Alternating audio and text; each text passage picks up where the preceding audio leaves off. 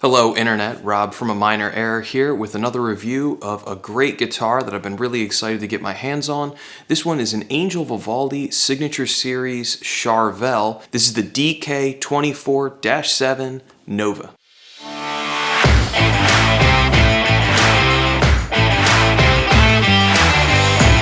As always, check the chapters down below to help you skip around in this video and get to the section you're most interested in. We're going to have an original demo that I wrote testing out this instrument. Then we're going to talk about its features, the good, the bad, and then sort of final thoughts on my overall opinion about this guitar.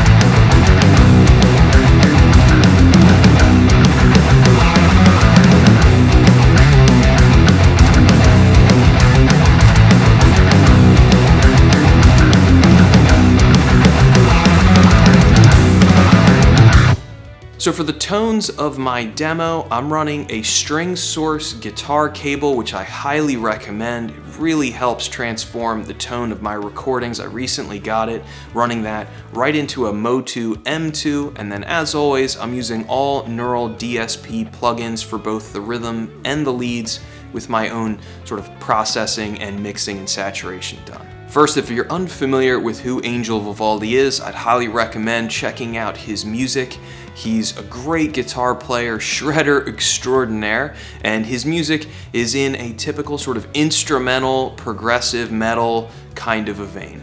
So for a long time, Angel Vivaldi played an Ibanez Prestige RG7 CT, which I actually happen to own one of those along the way as well. They're pretty rare, there's not very many of them out there. That guitar featured a mahogany body with a maple top, and I really love the tone that Angel Vivaldi gets on both his rhythm and lead guitar playing, especially the leads on like the neck pickup. He gets such a great, big, full, fat kind of a tone, and that guitar really represented a bit of his like signature look, so I was a little surprised when he made the switch to Charvel. Now that guitar not being a very common instrument, it definitely made sense why Angel would make the switch to a more mass-produced guitar like the Charvel. Also, you know, he's getting a little bit of money there off each instrument sold as well, so good for him. Okay, so let's talk about what this guitar features. You get a basswood body with a maple fingerboard and a maple neck, 24 jumbo nickel frets with lumen lay side dot inlays, 2 humbucker Dimarzio pickups. The neck is an Air Norton 7 and the bridge is a Tone Zone 7, a custom Gotoh 510 bridge. You also get locking tuners, a 5-way pickup selector switch, a master volume, a master tone, and then sort of these staggered fret dot inlays that sort of move around the neck in kind of an interesting pattern, a little unique.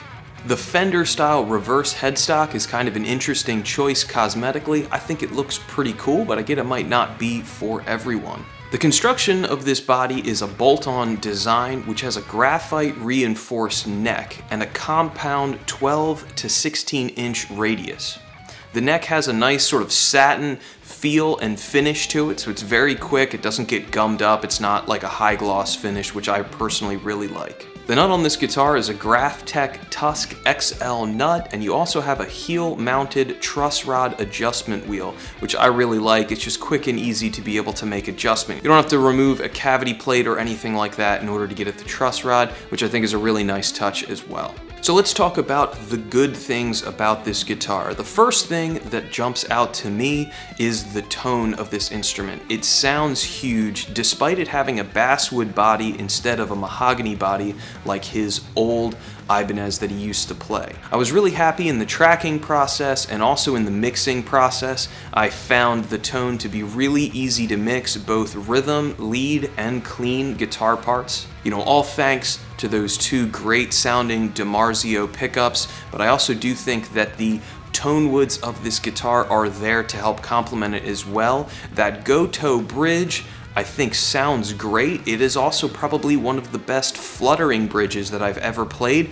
I went a little overboard with the fluttering in my demo. It was just too much fun. It just flutters so unbelievably easy. In my opinion, cosmetically, I think the guitar looks great as well. I really like the gold hardware, and I went with the black finish. I think it looks sleek. It's both a combo of sort of vintagey with that reverse Fender headstock, but sort of with that more sleek, modern, updated, super strat RG, Ibanez RG-esque kind of a body shape.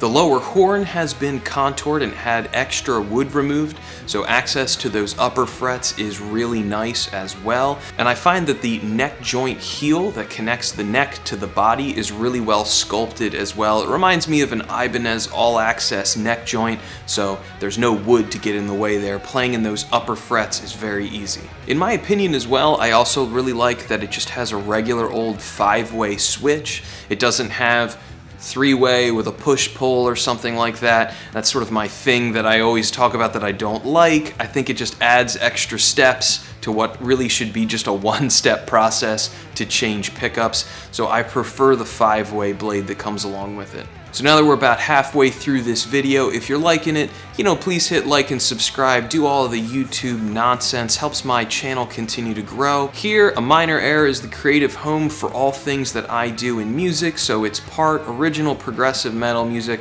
part product reviews and talking head tip videos, and then free music lessons. Those are the categories that I cover. So again, if you're liking it, greatly appreciate like, subscribe, do the bell, all that kind of good stuff. I also recently released a new EP. It's called Cauldron of Stars, and it's kind of in the vein of Angel Vivaldi, so if you like my demo track, I'd love it if you stop by and check that out. I'll do the little link thing so you can go hear the playthrough for the title track.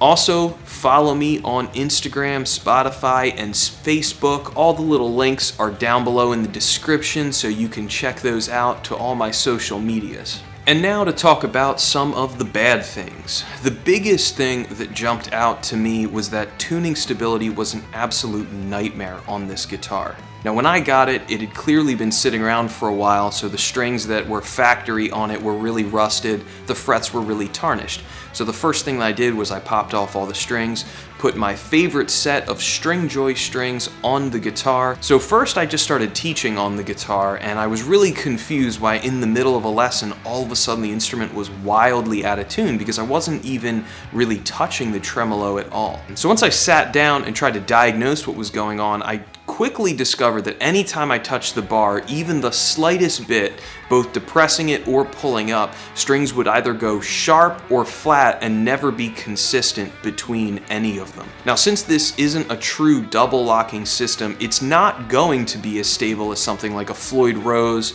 double locking system or maybe like an Ibanez system. So I was definitely aware of that, but I wasn't abusing it. It was going wildly out of tune. So my guess was the strings were getting bound up in the nut. Now the strings that I restrung it with were fairly light gauge strings. They were 9s, but they were Stringjoy's sort of balanced set, which means that some of the gauges, especially of the sort of middle strings, are a little bit different than what you might get on a standard set of 9s. So I contacted Musician's Friend about the problem. They told me I needed to go to a guitar center to get somebody to check it out, because that's who I got the guitar from, and they had to file the nut and then also grease the nut to help eliminate those tuning instability problems. So it's hard for me to say exactly what the problem was, if it really was that the nut wasn't filed correctly from the factory, or if those balanced set of 9s did cause the problem. It's really hard for me to say because the strings were so nasty when I got it, it really wasn't playable. So I just took them off right away. I did spend a little time hunting around online and found a couple people who had talked about similar tuning instability problems, which makes me